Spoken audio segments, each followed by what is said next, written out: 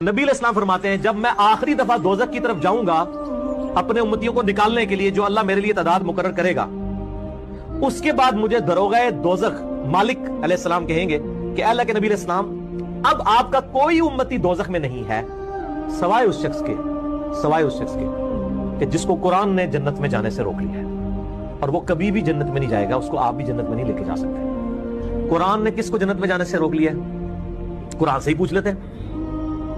इन्नहु मन युशरिक बिल्लाह फक़द हर्रमल्लाहु अलैहिल जन्नह व मअवाहु अन्नार व मा लिज़्ज़ालिमीन मिन अंसार।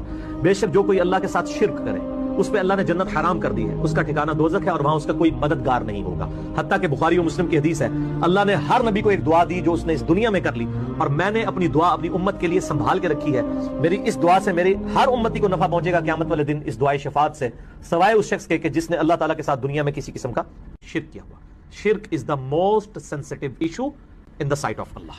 नबी अलैहिस्सलाम फरमाते हैं, जब मैं आखिरी दफा दोजख की तरफ जाऊंगा अपने उम्मतियों को निकालने के लिए, जो अल्लाह मेरे लिए तादाद मुकर्रर करेगा, उसके बाद मुझे दरोगा दोजख मालिक अलैहिस्सलाम कहेंगे कि अल्लाह के नबी अलैहिस्सलाम, अब आपका कोई उम्मती दोजख में नहीं है सवाए उस शख्स के कि जिसको कुरान ने जन्नत में जाने से रोक लिया है, और वो कभी भी जन्नत में नहीं जाएगा, उसको आप भी जन्नत में नहीं लेके जा सकते। कुरान ने किसको जन्नत में जाने से रोक लिया है? कुरान से ही पूछ लेते हैं। इन्नहु